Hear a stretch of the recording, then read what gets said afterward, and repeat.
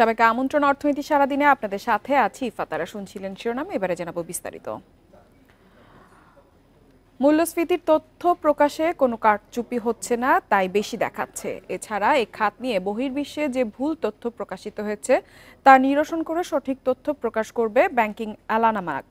শনিবার রাজধানীর সিরডাপে ব্যাংকিং অ্যালামানাকের ৬ষ্ঠ সংস্করণের প্রকাশনা অনুষ্ঠানে এসব কথা বলেন অর্থ উপদেষ্টা।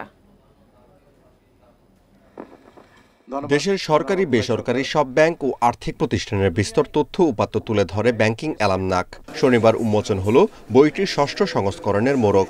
এতে ২০২৩ সাল পর্যন্ত দেশটির ৬০টি ব্যাংক ও ৩৪টি আর্থিক প্রতিষ্ঠানের গতি প্রকৃতি নিয়ে তথ্য প্রকাশ করা হয়েছে।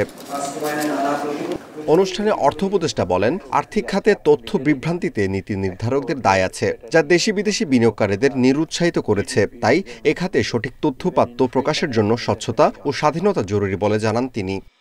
এক্সপোর্টের ডেটা নিয়ে সন্দেহ প্রকাশ, জিডিপি মেজারমেন্ট নিয়ে, ইভেন ইনফ্লেশনের মেজারমেন্ট নিয়ে অনেক সন্দেহ প্রকাশ করে অনেকে। তথ্য বিভ্রাটের পেছনে কিছু অনিচ্ছাকৃত ভুল আছে, আবার কিছুটা যারা নীতি নির্ধারক তাদেরও কিছুটা নেতিবাচক ভূমিকা আছে। আর্থিক খাতে শৃঙ্খলা ফিরিয়ে আনতে উন্নয়ন সহযোগীদের এগিয়ে আসার কথা জানান অর্থ সচিব। বলেন, শৃঙ্খলা ফেরাতে সঠিক তথ্যের যোগান জরুরি। আর্থিক খাতের শৃঙ্খলা ফিরিয়ে আনা, এই উদ্যোগগুলো যদি প্রপারলি ইমপ্লিমেন্ট করা যায় তাহলে আমাদের আর্থিক খাতে অন্তত আর কখনো এই ধরনের বিশৃঙ্খলার কথা শোনা যাবে না। দেশের অর্থনীতির চাকা বেগবান করতে সঠিক তথ্য ও পেশাদারত্বের উপর জোর দেওয়ার কথা জানান বক্তারা। তথ্যের সত্যতা, আগে যে এত ম্যানুফ্যাকচার তথ্যের কথা এবং প্রক্রিয়াগুলো পেশাদারিত্বের সাথে ডিল করা, এই দুটা খুবই গুরুত্বপূর্ণ কাজ। এই দুটা কিন্তু অন্তর্বর্তীকালীন সরকারের সময়কালে আমরা দেখতে পাচ্ছি একটা সন্তোষজনক পর্যায়ে অগ্রগতিগুলো হচ্ছে। সামষ্টিক অর্থনীতিকে সঠিক পথে আনতে নীতিগত পরিবর্তন আনারও প্রয়োজন দেখছেন বক্তারা। Amirul Islam, independent news, Dhaka. Share বাজারে দ্রুত সংস্কার প্রয়োজন বলে মন্তব্য করেছেন অর্থ উপদেষ্টা ডক্টর সালেউদ্দিন আহমেদ। শনিবার রাজধানীর সিরডাপ মিলনায়তনে ব্যাংকিং অ্যালামানাকের ৬ষ্ঠ সংস্করণের প্রকাশনা অনুষ্ঠানে তিনি এসব কথা বলেন। তিনি আরও বলেন, শেয়ার বাজারে প্লেয়ার রেগুলেটরদের ত্রুটিপূর্ণ নীতির কারণে বাজারের স্বচ্ছতা ও স্থিতিশীলতা বজায় রাখা কঠিন হয়ে পড়েছে। ব্যাংকিং খাত ও আর্থিক খাতের মতো শেয়ার বাজারের অবস্থাও সঠিকভাবে তুলে ধরা দরকার বলে মনে করেন তিনি। শেয়ার বাজারের সংস্কার ও উন্নতির লক্ষ্যে প্রয়োজনীয় পদক্ষেপ গ্রহণের প্রতিশ্রুতি দেন অর্থ উপদেষ্টা। পুঁজিবাজারের স্বচ্ছতা ও স্থিতিশীলতা ফিরিয়ে আনতে সংশোধন কাজ চলছে বলেও জানান তিনি।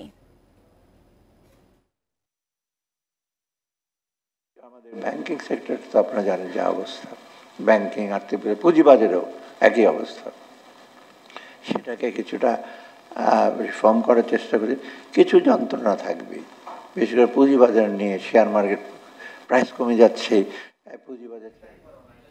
রাজনৈতিক অস্থিরতা, উচ্চ মূল্যস্ফীতির নেতিবাচক প্রভাব পড়েছে দেশের বীমা খাতে। চলতি বছরের সেপ্টেম্বর পর্যন্ত ৯ মাসে বন্ধ হয়েছে প্রায় ৩.৫ লাখ বীমা পলিসি। সংশ্লিষ্টরা বলছেন, আর্থিক টানাপোড়েনের পাশাপাশি এ খাতে আস্থাহীনতা প্রকট হয়েছে। আমানতের সুদ হার বেড়ে যাওয়ায় ব্যাংকে ঝুঁকছেন অনেক গ্রাহক, বলছেন বীমা কোম্পানিগুলো।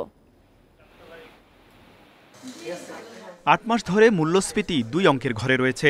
পরিসংখ্যান ব্যুরোর হিসেবে খাদ্য মূল্যস্ফীতি এখনও ১৪% কাছাকাছি।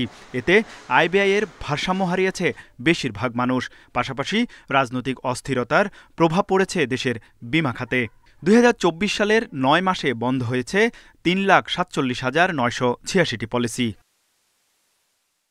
বীমা খাতের নিয়ন্ত্রক সংস্থা আইডিআরে জানায়, ৩৬টি জীবন বীমা কোম্পানির মধ্যে পলিসি বাতিলের শীর্ষে ডেল্টা লাইফ ইন্স্যুরেন্স কোম্পানি। তাদের পলিসি বাতিল হয় ৫৬,৩৩৮টি। ন্যাশনাল লাইফ ইন্স্যুরেন্সের বাতিল হয়েছে ৫৬,০৯৯টি, আর পপুলার লাইফ ইন্স্যুরেন্সের বাতিল হয়েছে ৩৩,৩০০-রও বেশি। তো মানুষের ইনকামের ঘাটতি আছে, বা আগে তো মানুষের খাওয়া পড়া নিশ্চিত করা, তারপরে না সে অন্যান্য কাজ করে, বিমার পলিসি করে বা তার ঘরবাড়ি করে, তার সহায় সম্পত্তি করে। সে যদি নির্দিষ্ট টাইমে টাকাটা না পায়, সে যদি এই টাকাটা পাইতে ১ মাস ২ মাস ১ বছর ২ বছর ৩ বছর ঘুরতে হয়, তখন বিমার উপরে মানুষের একটা বিদ্রূপ ধারণা, বিমার উপরে একটা তুচ্ছ তাচ্ছিল্যতা এসে যায়। বীমা কোম্পানিগুলো বলছে, সম্প্রতি ব্যাংক আমানতের সুদ হার বেড়ে যাওয়ায় ব্যাংকের দিকে ঝুঁকছেন অনেকে। এখন ব্যাংকের ইন্টারেস্ট রেটটা বেড়ে যাওয়ার কারণে স্বাভাবিক মানুষ একটু মনে করে যে না, ওখানে আমি ইনভেস্ট করলে আমি যে কোনো সময় টাকা পাচ্ছি, যে কোনো দ্রুত পাচ্ছি এবং লাভ বর্তমানে বেনিফিটটাও বেশি দিচ্ছে। বিমা কোম্পানিগুলো তার ব্যবসার ক্ষেত্রে এটা একটা নেতিবাচক প্রভাব পড়ছে এবং সর্বোপরি বিমা খাতকেই কিন্তু বিমা পুরা খাতটাকেই নেতিবাচকভাবে প্রভাবিত করছে। 2023 সালে 36টি লাইফ ইন্স্যুরেন্স কোম্পানির প্রায় 15 লাখ গ্রাহকের পলিসি বন্ধ হয়েছে। পরিস্থিতির উন্নতি না হলে চলতি এবছরও আস্থাহীনতা বাড়বে বলে মনে করছেন বিশ্লেষকরা। তৌহিদ রানা, ইন্ডিপেন্ডেন্ট নিউজ, ঢাকা। ইউরোপের বাজারে বাংলাদেশের তৈরি পোশাকের রপ্তানি গত বছরের চেয়ে সামান্য বেড়েছে। এ সময় রপ্তানি বেড়েছে 12 কোটি ইউরো বা 0.76%। ইউরোপীয় পরিসংখ্যান সংস্থা ইউরোস্ট্যাটের সর্বশেষ প্রকাশিত প্রতিবেদন থেকে তথ্য জানা গেছে। বছরের প্রথম 3 মাস এবং জুন জুলাই পর্যন্ত ব্যাপকভাবে রপ্তানি কমে যাওয়ার প্রভাব পড়েছে মোট পরিসংখ্যানেও। তথ্য অনুসারে 2023 সালের প্রথম 10 মাসে প্রায় 1508 কোটি ইউরোর তৈরি পোশাক রপ্তানি হয়। চলতি বছরের একই সময়ে রপ্তানি সামান্য বৃদ্ধি পেয়ে 1520 কোটি ইউরোতে দাঁড়িয়েছে। রপ্তানি সবচেয়ে বেশি বেড়েছে অক্টোবরে। এই সময় 175 কোটি 15 লাখ ইউরোর পোশাক গিয়েছে।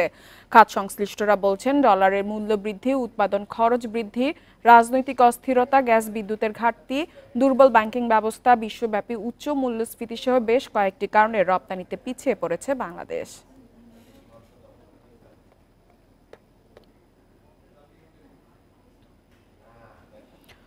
সপ্তাহে শেয়ার বাজারের খবর। টানা দর পতনের পর বিদায়ী সপ্তাহে শেয়ার বাজারের কিছুটা ইতিবাচক ছিল। সপ্তাহ জুড়ে লেনদেন হওয়া বেশিরভাগ শেয়ারের দাম বাড়ায় প্রায় 7,000 কোটি টাকা বেড়েছে বাজার মূলধন। সেই সঙ্গে বেড়েছে সবকটি মূল্যসূচক। এতে করে ডিএসইর পিও রেশিও 2.39 ভাগ বেড়েছে। অন্যদিকে চট্টগ্রাম শেয়ার বাজারেও বেড়েছে লেনদেন ও সার্বিক সূচক। বিদায়ী সপ্তাহে মিশ্র অবস্থা ছিল ঢাকার শেয়ার বাজারে। 5 কার্যদিবসের মধ্যে 3 দিনই ইতিবাচক ছিল সূচক। এতে চলতি সপ্তাহে ডিএসইএক্স সূচক বেড়েছে 116 পয়েন্টের বেশি। সপ্তাহ শেষে অবস্থান 5221 পয়েন্টে। এ সময় 48 কোটি 64 লাখ 80 হাজার শেয়ার লেনদেন হয়েছে টাকার অঙ্কে, যার বাজার মূল্য 1492 কোটি টাকা। আগের সপ্তাহে লেনদেন ছিল 1610 কোটি টাকা।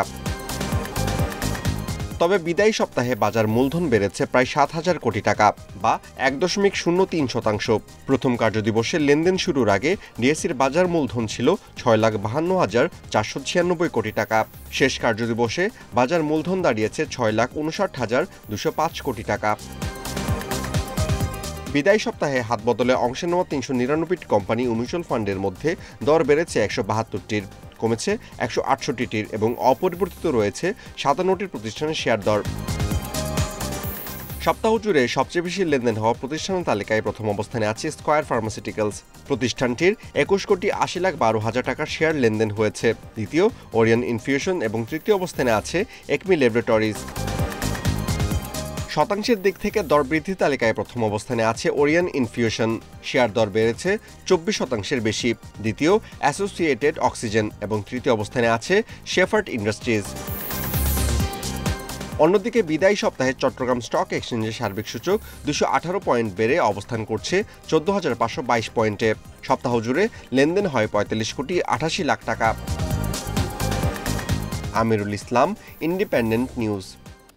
এদিকে যুক্তরাষ্ট্র থেকে আরও বেশি তেল গ্যাস না কিনলে ইউরোপীয় ইউনিয়নের উপর শুল্ক আরোপের হুঁশিয়ারি দিয়েছেন ডোনাল্ড ট্রাম্প। শুক্রবার নিজের ট্রুথ সোশ্যাল প্ল্যাটফর্মে এক পোস্টে ইউর প্রতি এমন কড়া সতর্কবার্তা দিয়েছেন তিনি। আগামী মাসে দ্বিতীয় মেয়াদে যুক্তরাষ্ট্রের প্রেসিডেন্ট হিসেবে দায়িত্ব গ্রহণ করবেন ট্রাম্প। তার আগেই ইউরোপীয় ইউনিয়নকে এই হুমকি দিলেন। ট্রুথ সোশ্যালে ট্রাম্প লিখেছেন, ইউকে বলছি, আমাদের থেকে বড় আকারে তেল ও গ্যাস কিনে তাদের বিশাল বাণিজ্য ঘাটতি পূরণ করতে হবে। তা না হলে পুরোপুরি শুল্ক আরোপ হবে, যার মধ্যে রয়েছে গাড়ি এবং যন্ত্রপাতির মতন পণ্য। এ বিষয়ে ইউরোপীয় কমিশন বক্তব্য, তারা ট্রাম্পের সাথে আলোচনা করতে প্রস্তুত কিভাবে নিজেদের।